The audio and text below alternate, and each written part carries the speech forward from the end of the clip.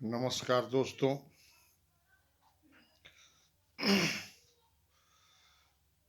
ये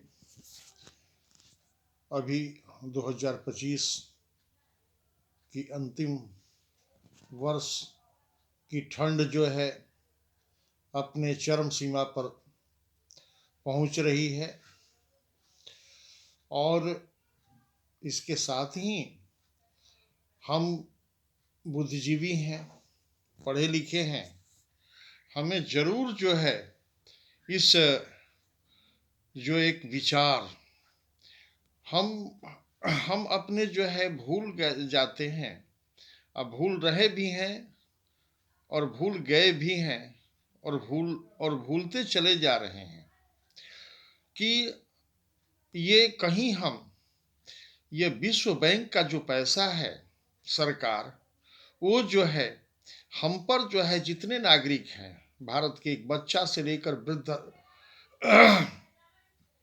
वृद्धा तक, तो वो कहीं विश्व बैंक का पैसा तो जो है उस पर कर्ज नहीं हो रहा है।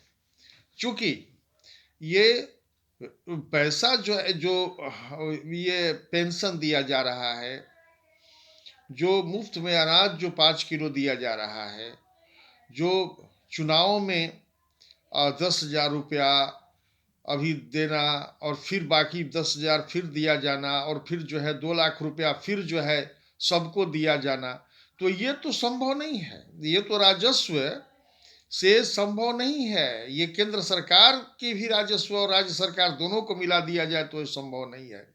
ये विश्व बैंक का पैसा कहीं तो नहीं है। ये बहुत ही चिंतन हम अगर पढ़े लिखे हैं, बुद्धिजीवी हैं, तो ये चिंतन करना बहुत जरूरी हो जाता है।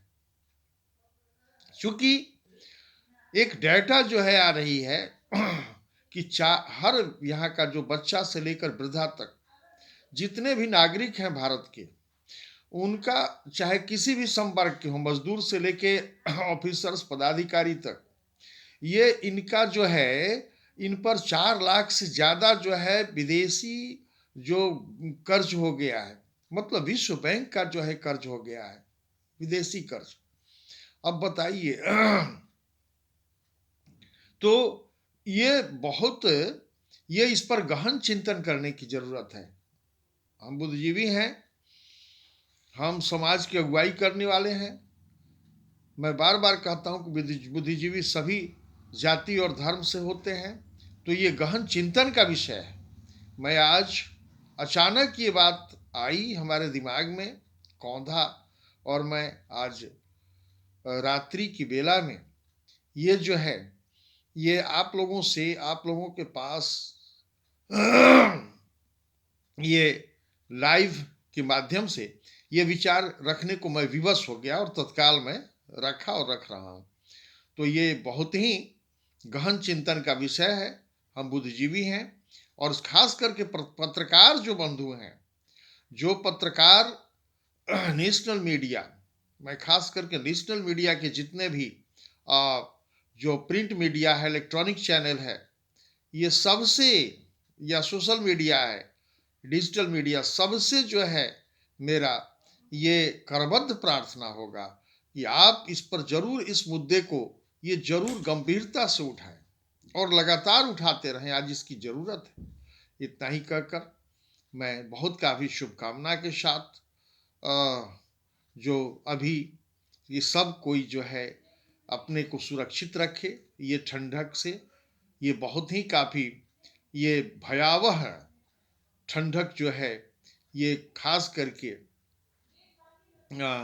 उत्तरी भारत में जो पड़ रही है, और मैं तो बिहार से लाइव हो रहा हूँ, ऐतिहासिक नगरी शेरशाह के और परशुराम की धरती से, और चाचा फग्गूमल का जो है यहाँ आश्रय स्थल, यहाँ से मैं जो है लाइव हो रहा हूँ। और कि सब जो है अपने को सुरक्षित रखें। ये जो है ये ठंड है, इससे बचना है और अपने को हर तरह से जैसे भी हो, चूंकि आज तक सरकार जो है निम्न मध्यम वर्गीय परिवार के लिए कभी सोची है?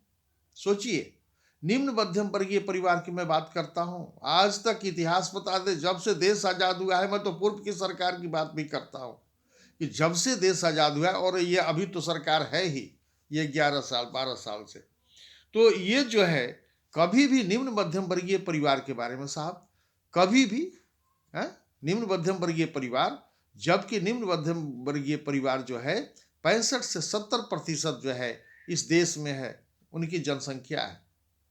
बताइए, उनके उनके रोजगार के बारे में, उनके रोजगार के साथ साथ वो किसान हैं, उनका जो है किसान का जो है औने पौने के दाम पर जो है उनके अनाज जो है उसकी बिक्री हो रही है, किसी तरह से वो बेच करके वो अपना गुजारा कर रहे हैं। साहब क्या बात है, हैं? वो कर्ज लेते हैं, कर्ज के दलदल में फंस जाते हैं, कभी कभी उन्हें आत्महत्या भी करना पड़ता है कर्ज के दलदल में फंस करके। कभी सोचती है सरकार हाँ उनके रोजगार के बारे में? या फिर जो निम्न मध्यम वर्गीय परिवार है, किसान, उनके जो है एमएसपी के बारे में, उनके अनाज का कि अधिक से अधिक दाम उनको मिले, वो मेहनत करते हैं, किसान मजदूर हैं, कभी नहीं सोचती है साहब। तो ये बहुत जरूरी है, हम बुद्धिजीवी हैं और हम हर संपर्क से हैं, हम शिक्षाविद हैं, न्यायविद हैं, ये जरूर सोचना लाजमी हो जाता है। तो इतना ही कहकर, चूंकि ये भावना तो हमेशा सबके दिल में रहती है, सर्वे भवन्तु सुखिनः, सर्वे सन्तु निरामया, सर्वे भद्राणि पश्यन्तु, माँ कश्चित् दुख भाग भवेत्। लेकिन ये भी भावना होनी चाहिए, ये जरूरी है कि परहित सरिस धर्म नहीं भाई, और पर पीड़ा सम नहीं अधमाई। और तब इसे हम पूरा कर पाएंगे जबकि हम अपने को सबल बनावें, अपनी अपनी आत्मा को सबल बनावें, विचार को सबल बनावें, और विचार हमेशा जो है प्रसारित करते रहें, हमेशा जो है सकारात्मक जो है विचार प्रसारित करते रहें। और समाज के बारे में, चूंकि हम समाज में हैं, समाज से घिरे हुए हैं, हर पल हर क्षण घिरे हुए हैं, तो ये बहुत जरूरी हो जाता है। और तो मैं बार बार कहता हूँ कि इकबाल साहब का शेर जो है, हमेशा इसको जो है हर किसी को जो है रखना चाहिए अपने जेहन में, कि खुदी को कर बुलंद इतना कि हर तकदीर से पहले खुदा बंदे से पूछे, बता तेरी रजा क्या है। बहुत बहुत धन्यवाद, बहुत शुभ रात्रि और बहुत सारी शुभकामना के साथ नमस्कार।